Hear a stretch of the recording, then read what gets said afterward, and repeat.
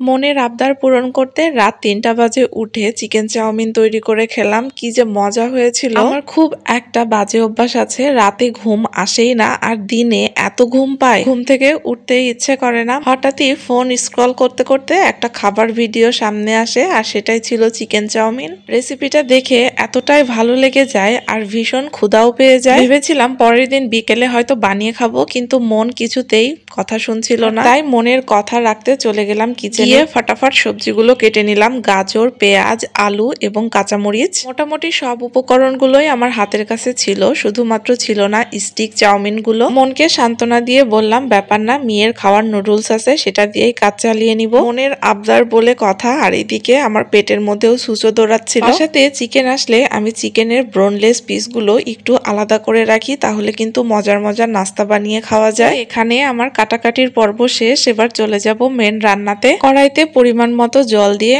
আমি আগে নুডলস গুলো সেদ্ধ করে নিব। রেসিপিটা কিন্তু চাউমিনের, কিন্তু আমি তৈরি করছি নুডলস দিয়ে। ওই হলো নুডলস আর চাউমিন ভাই ভাই বোন বোন, শুধুমাত্র চেহারাটাই একটু আলাদা। তারপরে আমি সবজিগুলো হালকা একটু সেদ্ধ করে নেব, খুব বেশি সেদ্ধ করা যাবে না। 80% মতো আমি সবজিগুলো সিদ্ধ করে নিয়েছি। তারপরে আবারও কড়াইতে সরিষার তেল দিয়ে দিলাম। অলিভ অয়েল দিয়ে রান্নাটা করলে টেস্টটা মনে হয় আর একটু ভালো হতো, কিন্তু গরিব মানুষ, এত রাতে অলিভ অয়েল পাবো কোথায়? হাতের কাছে ছিল ঘানিতে ভাঙা একদম খাঁটি সরিষার তেল, এটাই বা কম কিসের। তারপরে পেঁয়াজটা হালকা একটু ভাজা হয়ে গেলে দিয়ে দিলাম চিকেন কিমাগুলো। চিকেন কিমাটা দিয়ে স্বাদ মতো লবণ দিয়ে একটু ভাজা ভাজা করে নিব। অন্যের রেসিপি দেখে রান্না করতে এসেছি, তাতে কি আমি রান্না করব আমার মতো। এবারে আমি 1 চামচের মতো মশলা দিয়ে দিলাম, আর এর মধ্যে ছিল টমেটো পেস্ট, কাঁচামরিচ পেস্ট, রসুন পেস্ট এবং আদা পেস্ট। তার সাথে দিয়ে দিলাম নুডলসের যে 2 প্যাকেট মশলা ছিল সেইটা। এবারে এটা একটু কষিয়ে আগে থেকে সেদ্ধ করে রাখা সবজিগুলোকে দিয়ে দিলাম। সবজিটা দিয়ে মশলাটার সাথে